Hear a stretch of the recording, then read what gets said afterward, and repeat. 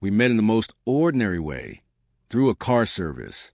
I had ordered a ride one rainy evening after a long meeting, and he was the driver. At first, I didn't think much of it. He was polite, sharp-looking, and his voice had that calm confidence that could make a stranger feel safe. We started talking during the ride, and I found myself telling him about my work, my company, and even a bit about how exhausting leadership can be when people expect you to always have the answers. He listened like no one else had in a long time. When we pulled up in front of my building, I remember hesitating before stepping out. Something told me this wasn't supposed to be a fleeting encounter.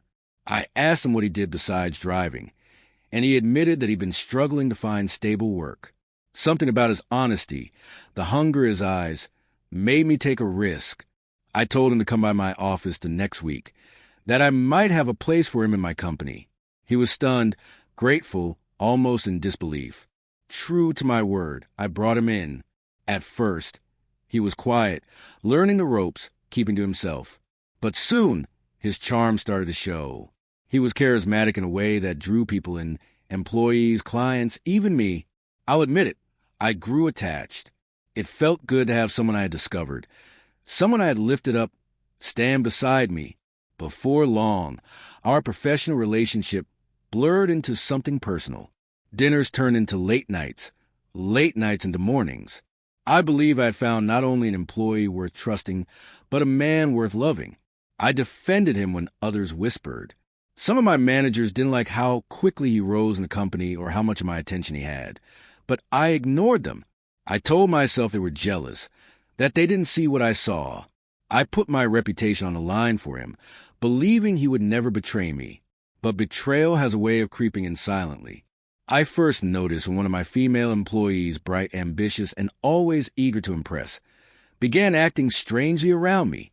She avoided eye contact, stumbled over her words, and left meetings quickly if he was present. At first, I brushed it off. Office politics, I thought. But soon the late nights he once shared with me became excuses. Work to finish, he'd say. Just tired, he'd claim.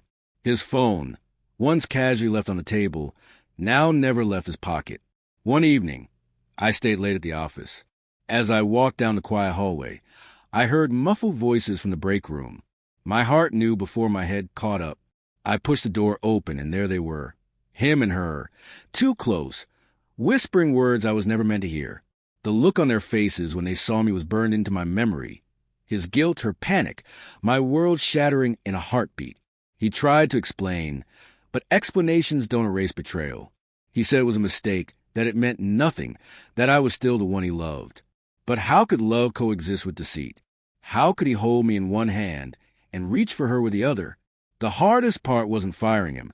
It was letting go of the man I thought I had, the man I believed I had saved from struggle, the man I trusted with my company, my heart, my future. My company survived the scandal, but my soul carried the scar. I had built him a place in my world, and he tore it apart with lies whispered in office hallways and stolen moments with someone who worked under me. Now, when I think back to that rainy night in the car, I wish I had just stepped out without asking him about his life. Some encounters are meant to end where they begin. I gave him a chance, a career in my heart, and he repaid me with betrayal. So sharp, it still cuts when I remember. But I also learned something valuable. Never confuse potential for loyalty, and never let charm blind you to character. Because sometimes the person you lift the highest is the very one who will pull you down the hardest. After I walked in on them, the silence in the break room was deafening. He stepped forward, stammering, "It's not what you think." But even he couldn't finish the lie. Her face went pale, and she dropped her gaze to the floor, as if that would erase the reality of what I had seen. I remember the anger that rose in me, sharp, raw, almost uncontrollable. My voice shook, but it was steady enough when I said, "Get out, both of you." He tried again, reaching out like I would forgive him right there. But I pulled back. I didn't need details, didn't want excuses. Betrayal doesn't need a story. It tells itself in the moment you catch it breathing. The next day, the office felt poisoned. Whispers spread faster than wildfire. Everyone knew something had happened. She avoided me, pretending to be buried in paperwork. He kept knocking on my door, asking to talk, asking for just 5 minutes. But every time I looked at him, I saw the image of them together, his hand too close to hers, his loyalty shattered. Finally, I agreed to hear him out, not for him, but for me. I needed to understand. We sat in my office, the blinds closed.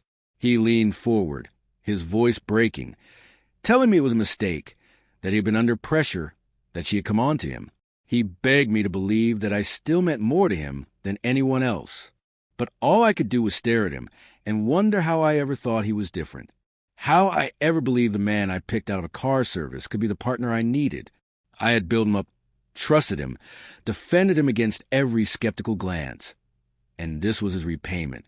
When I told him it was over, he cried. He actually cried, as though I was the one breaking his heart.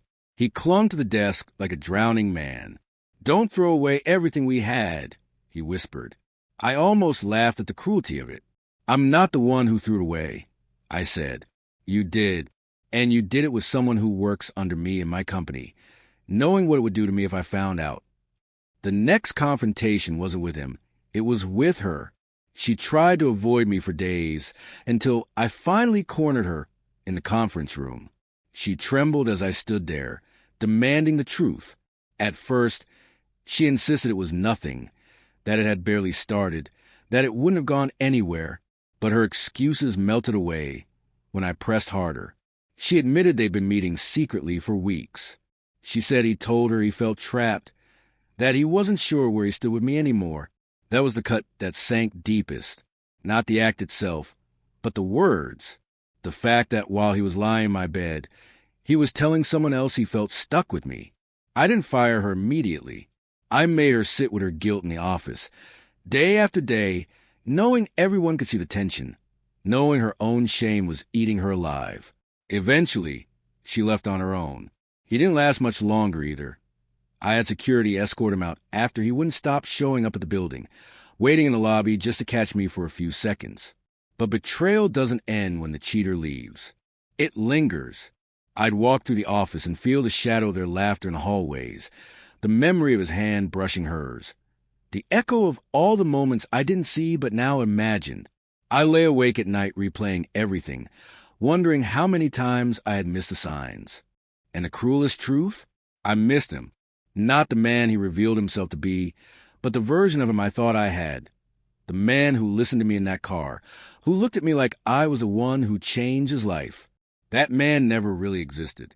I fell in love with a mask, and behind it was someone selfish enough to risk everything I gave him for a fleeting thrill. Still, I didn't let the story end with me broken.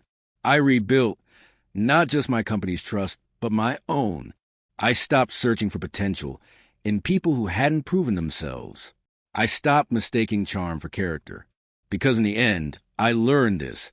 When you give someone the keys to your world, they can either drive it forward with you or crash it into the ground. And he chose to crash.